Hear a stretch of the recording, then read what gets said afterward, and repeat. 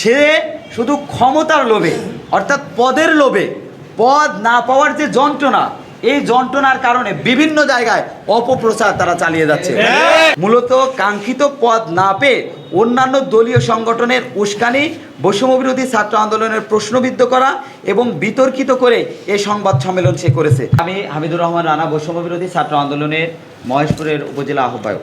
একটি স্বার্থন্বেষী মহল আমাদের উপর বিভিন্ন রকমের পায়তারা এবং অভিযোগ চালায়, মিথ্যা, অপপ্রচার, বানোয়াট বিভিন্ন সংবাদ সম্মেলন করে আমাদেরকে বিতর্কিত করার এবং প্রশ্নবিদ্ধ করার চেষ্টা করছে। কিছুদিন আগেও রিসেন্টলি আজকে 4 দিন থেকে 5 দিন আগে এই জায়গাতেই আমাদের বৈষম্যবিরোধী ছাত্র আন্দোলনের এই কমিটিকে প্রশ্নবিদ্ধ এবং মিথ্যা অপপ্রচার চালানোর জন্য একটা সংবাদ সম্মেলন তারা করেছে। আমাদেরকে সেখানে 4 থেকে 5টি বিভিন্ন মিথ্যা অভিযোগ দেওয়া হয়েছে। আমি সেই মিথ্যা অভিযোগের প্রমাণ আপনাদের সামনে একেবারে ফুল হার্ড কপি সহ আমি আপনাদের সামনে পেশ করবো ইনশাল্লাহ। আমার বিরুদ্ধে আনিত অভিযোগ সমূহের ভিতরে 1 নম্বর অভিযোগ ছিল পুকুর সংস্কার অনুমোদন বাণিজ্য, 2 জেআরের চাউলের বাণিজ্য, 3 পাটনারে বালি বাণিজ্যর কারবার, 4 পুরাপাড়া গরুর হাটের অর্থ দাবি সহ আরও অনেক অভিযোগ তারা আমাদের উপরে দায়ের করে।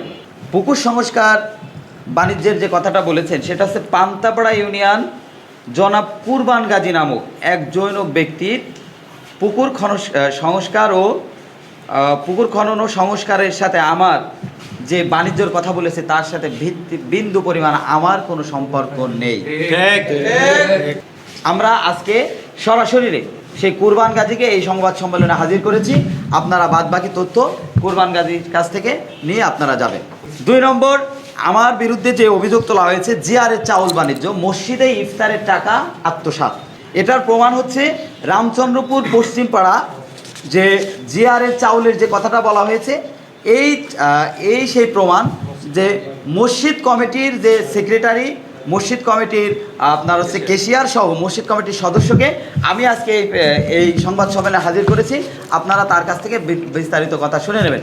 এমনকি এই যে টাকাটা যে মসজিদ কমিটি গ্রহণ করেছে, মসজিদ কমিটি যে টাকাটা পেয়েছে 16/3/2025 চেয়ারম্যানের কাছ থেকে, সেই বরাদ্দটা সম্পূর্ণ এইটা একেবারে আমি তথ্য সহ আমি আপনাদের সামনে হাজির করেছি। সুতরাং আমার বিরুদ্ধে যে মিথ্যা অপপ্রচার চালিয়েছে এটা আমরা তার তীব্র নিন্দা এবং প্রতিবাদ জানাচ্ছি। তৃতীয়টা, আমার বিরুদ্ধে যে অভিযোগটা আনাছে পাটনারে বালি বাণিজ্য করা। এই যে বালি বাণিজ্যের যে কথাটা বলা হয়েছে, বালিটা পেয়েছেন আপনার হচ্ছে যে শামীম খান, পিতা হচ্ছে মোজাম্মেল হক খান।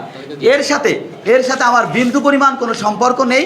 আপনারা বাদবাকি বিস্তারিত আপনারা মহেশপুর উপজেলা প্রশাসন থেকে অথবা শামীম খানকারের কাছ থেকে আপনারা জেনে নেবেন। চতুর্থ যে অভিযোগটা তোলা হয়েছে সেটা হচ্ছে গরুর হাটে চাঁদাবাজি।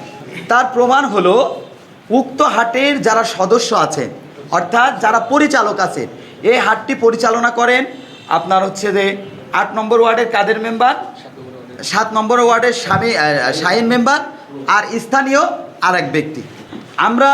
আমাদের একটি প্রতিনিধি টিম তাদের কাছে গেছে, যে তাদের কাছে জিজ্ঞাসা করেছে আপনাদের কাছে কেউ কোনো চাঁদা কিংবা কোনো টাকা দাবি করেছে কিনা। তারা স্পষ্টভাবে জানিয়েছেন যে আমাদের কাছে কোনো চাঁদা বাবদ কেউই আসে নাই, আমাদের কাছে কোনো ফোনও করে নাই, আমাদের কাছ থেকে কোনো অর্থ লেনদেন হয় নাই। তার প্রমাণ কি? তার প্রমাণ হচ্ছে এই প্রমাণ হচ্ছে যে ওই হাটের যে পরিচালক আছে, যে পরিচালকের সাক্ষাৎকার আমার কাছে রয়েছে। যাওয়ার সময় আপনারা এই সাক্ষাৎকারটি আমার কাছ থেকে নিয়ে যাবেন। বান্ডেল থাকলে প্রতি সেনমানিতে টাকা বাঁচবে। বিকাশ সেনমানি বান্ডেল কিনে জিতুন প্রতি লেনদেনে। এই আন্দোলনের পরবর্তী সময়ে নিজেই একাই মহেশপুরের প্রধান সমন্বয়ক দাবি করে। একাই বিভিন্ন জায়গায় মহেশপুরের প্রধান সমন্বয়ক দাবি করে। তার প্রমাণ হচ্ছে যে এটা তার প্রোফাইলের নিচে লেখা আছে যে প্রধান সমন্বয়ক বৈষম্যবিরোধী ছাত্র আন্দোলন মহেশপুর। এখন কথা হলো আমার উপরে মিথ্যাচার কেন? আমার উপর মিথ্যাচার হলো যে আমি এই বৈষম্যবিরোধী ছাত্র আন্দোলনের মহেশপুরের নবনির্বাচিত আহ্বায়ক ঘোষণা করায় তার মুখে এবং পেটে একেবারে আগুনের ঠেটা পড়েছে। এই আগুনের ঠেটা পড়ার কারণে আমার বিরুদ্ধে যে সমস্ত আনিত অভিযোগ আনা হয়েছে এটা সম্পূর্ণ মিথ্যা এবং ভিত্তিহীন। সে শুধু ক্ষমতার লোভে অর্থাৎ পদের লোভে, পদ না পাওয়ার যে যন্ত্রণা, এই যন্ত্রণার কারণে বিভিন্ন জায়গায় অপপ্রচার তারা চালিয়ে যাচ্ছে। যদি এই অপপ্রচার এভাবেই তারা চালাতে থাকে, আমি আইনের আশ্রয় গ্রহণ করবো, এমনকি তার বিরুদ্ধে আমি আইনত ব্যবস্থা নিতে প্রস্তুত হব ইনশাল্লাহ। সেদিন যে সংবাদ সম্মেলন তারা সে যেটা করেছে, জেলা এবং উপজেলা পর্যায়ের পদধারী নেতারা সক্রিয় ভূমিকা তাদের এখানে ছিল। মূলত কাঙ্ক্ষিত পদ না পেয়ে অন্যান্য দলীয় সংগঠনের উস্কানি, বৈষম্যবিরোধী ছাত্র আন্দোলনের প্রশ্নবিদ্ধ করা এবং বিতর্কিত করে এই সংবাদ সম্মেলন সে করেছে।